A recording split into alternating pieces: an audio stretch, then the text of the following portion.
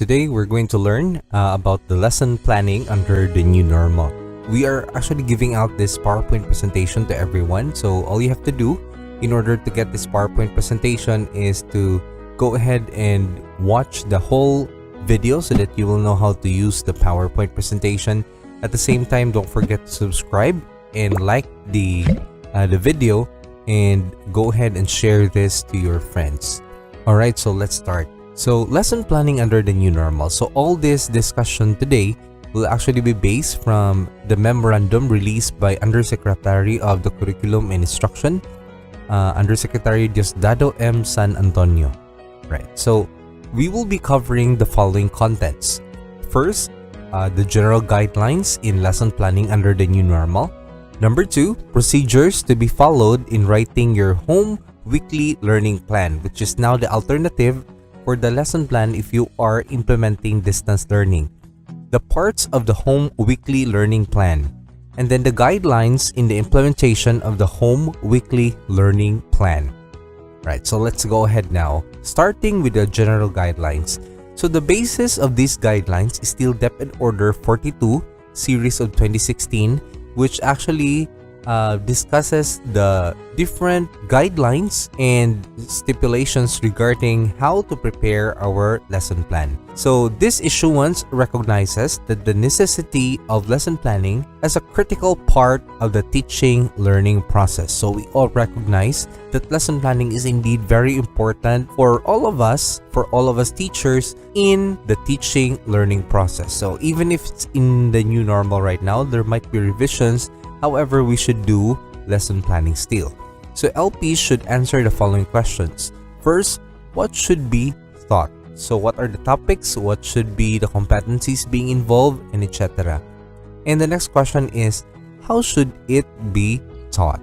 So this time the question is how you're going to go about the teaching learning process. And C, how should learning be assessed? Right, so let's go ahead now and proceed. How should the weekly learning plan be developed? So these are the specific steps that has been detailed by the issuance of Undersecretary San Antonio. The procedures. First of all, the teacher will refer to the most essential learning competencies. So as we all know, our competencies were being decongested, and there are from 15,000 competencies, there are now only 5,000 competencies left. So we're going to refer to the most essential learning competencies depending on the subject that we're referring to. Number 2, gather the self-learning modules together with other learning materials needed for self-paced learning mode. All the materials for that week should be gathered so that it will be used as reference of our home weekly learning plan. Then use the SLM or the self-learning modules gathered as reference. So consider the learning competencies, the key concepts, the learning tasks, and the formative assessment. So all these things should be considered so that you will have a holistic reflection and you will be able to craft a home weekly learning plan that considers all the modules, the self-learning modules as a whole. We are actually considering how this would affect the child's week learning experience. So that is why you need to gather all these materials in order for you to have a good grasp of what will happen to the child's learning experience for that week. Number 4, subject area teachers will collaborate to come up with a set of weekly home learning plan for one entire quarter grading period by integrating all subjects in one learning plan. So take note that the home weekly learning plan is actually a weekly plan. So it's easier in a sense that you don't have to prepare for each period. You only have to prepare for the whole week. So teachers, in the first place, when they are crafting the home weekly learning plan, can collaborate and come up with a set of a home weekly learning plan for one entire quarter or grading period. So it's easier now compared to before. So teachers should be guided with a long-term vision of what they want their learners to master and achieve. So the idea here is to put the end in mind. So that should be your goal here. So what do you want the child to learn for that week? What do you want the child to really capture in terms of learning, and what are the key concepts that you want the child to learn?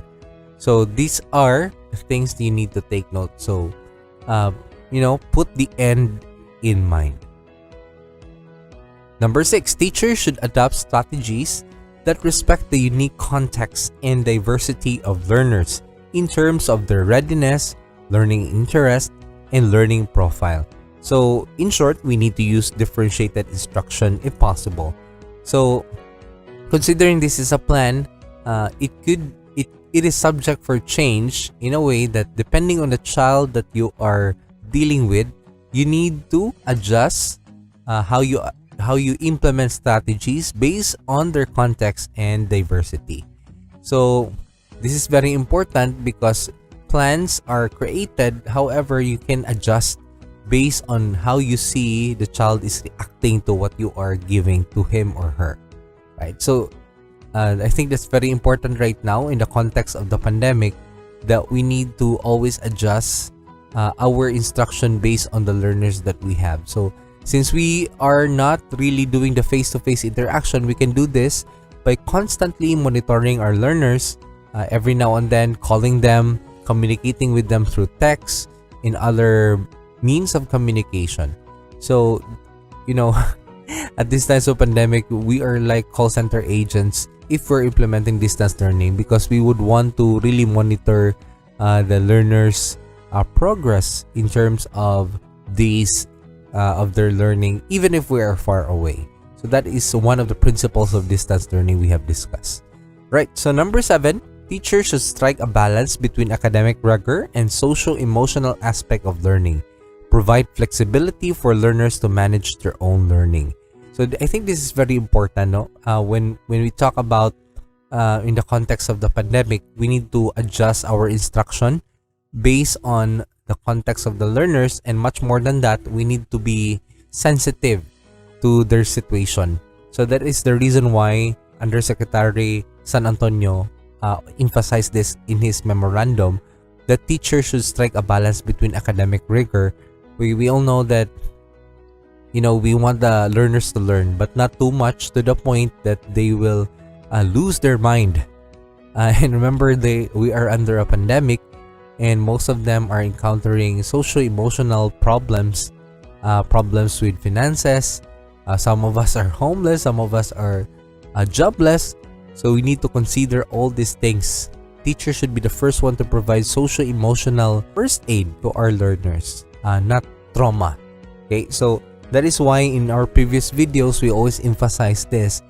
If we were to choose Bloom's taxonomy or Maslow's hierarchy of needs, we need to prioritize Maslow's hierarchy of needs in times like this. Right. So what are the parts of the weekly home learning plan? So this is a very important question that we need to address.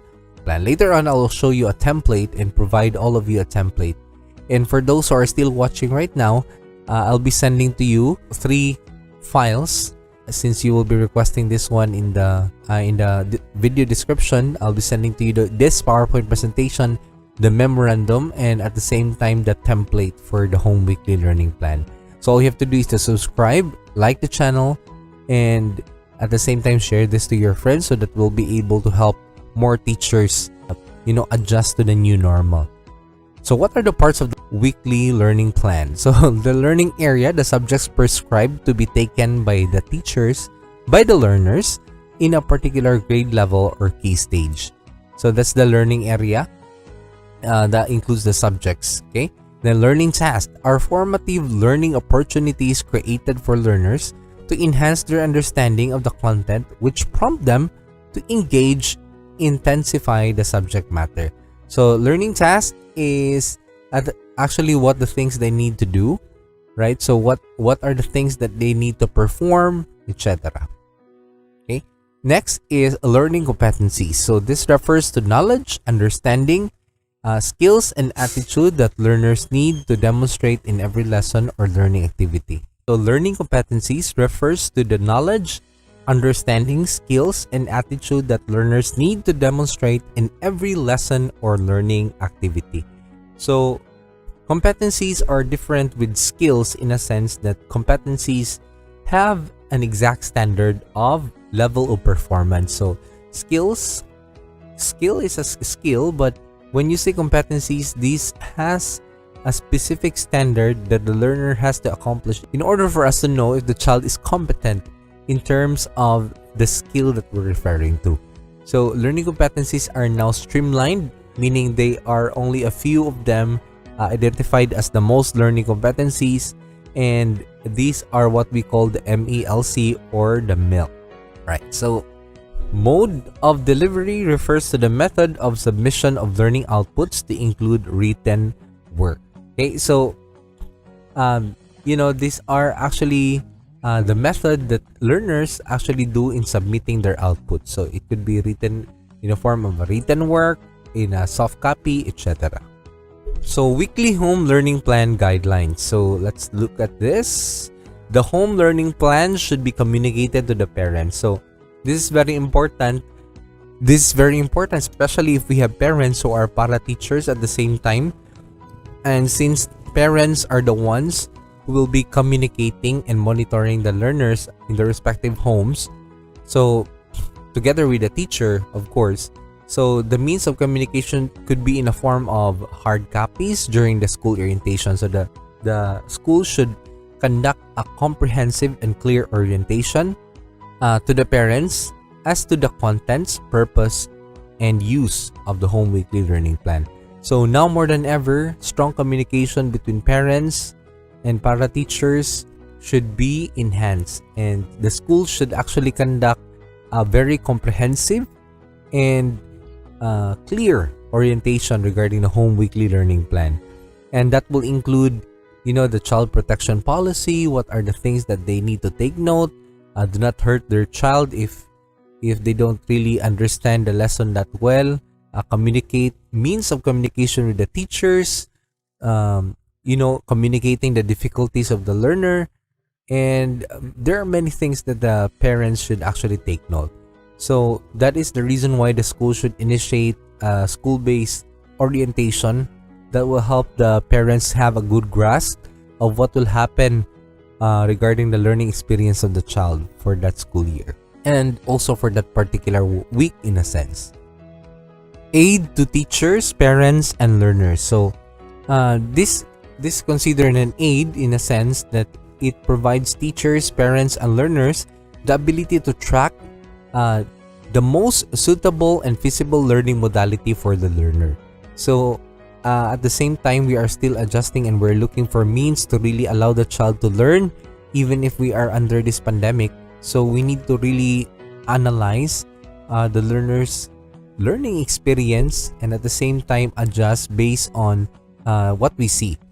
So at the same time, we are also reminding the learners that learning is actually not just the responsibility of the parents, the teachers, and all those who are around him, but it is his or her responsibility at the same time.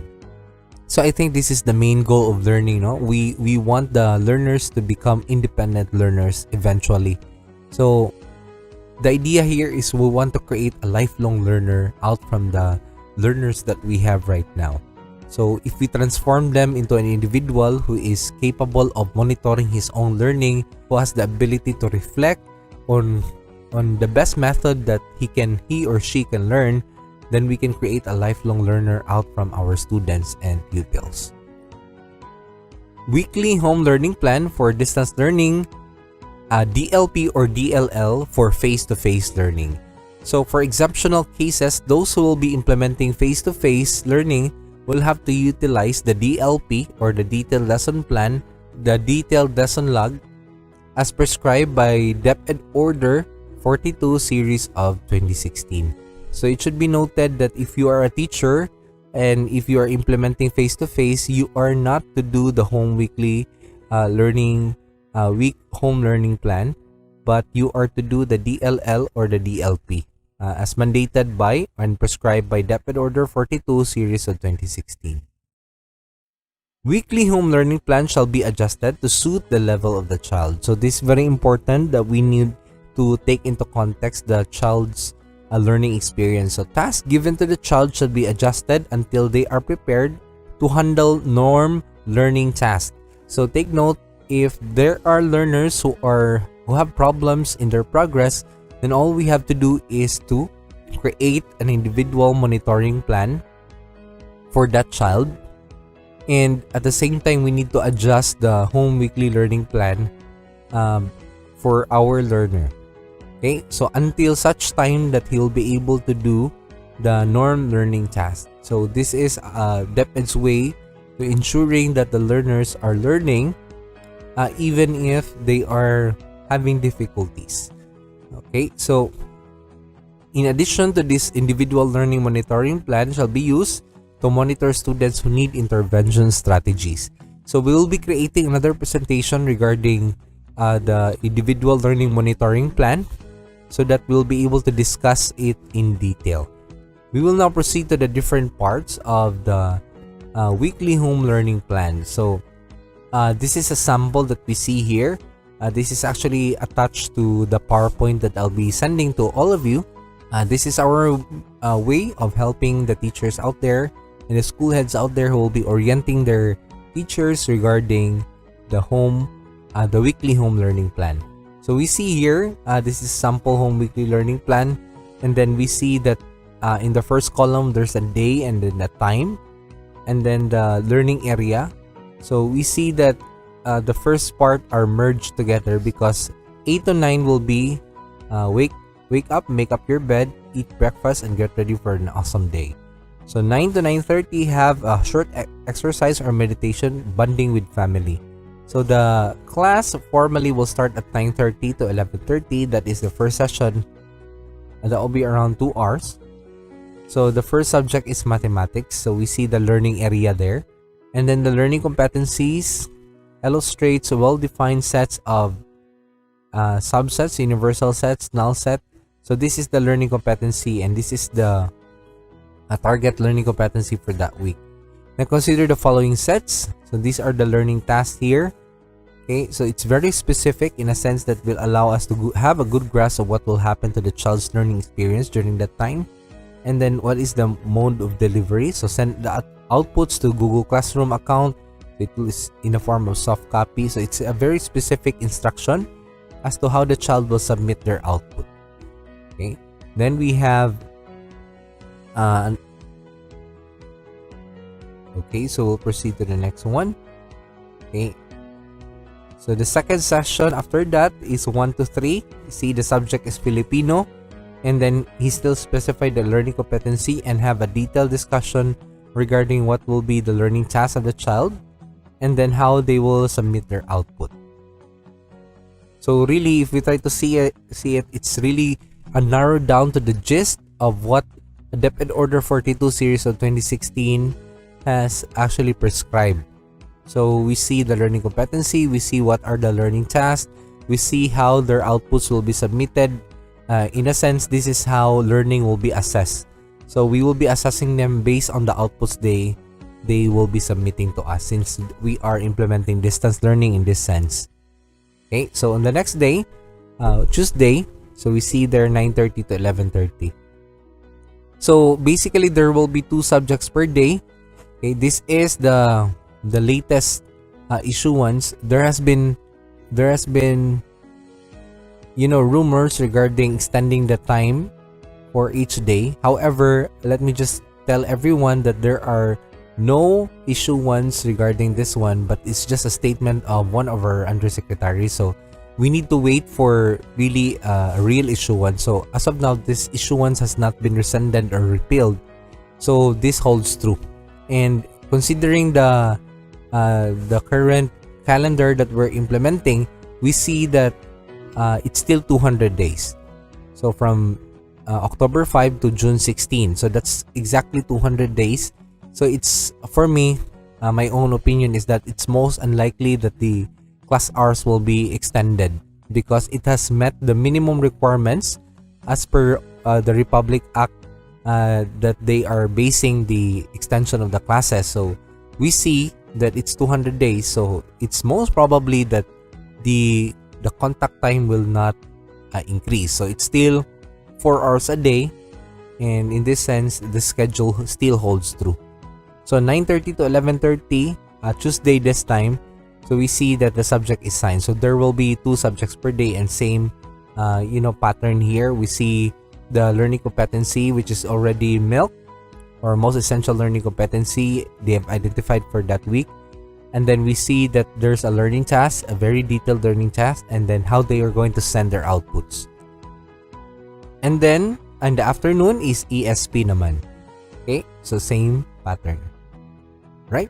So thank you so much for watching this one. Again, all you have to do is to look at the description box, and I'll be here. We also see the link that you will go to in order for you to receive this PowerPoint presentation, and also giving you a bonus template regarding the form that we're talking about here, and also at the same time the memorandum issued by our Undersecretary San Antonio. So thank you so much.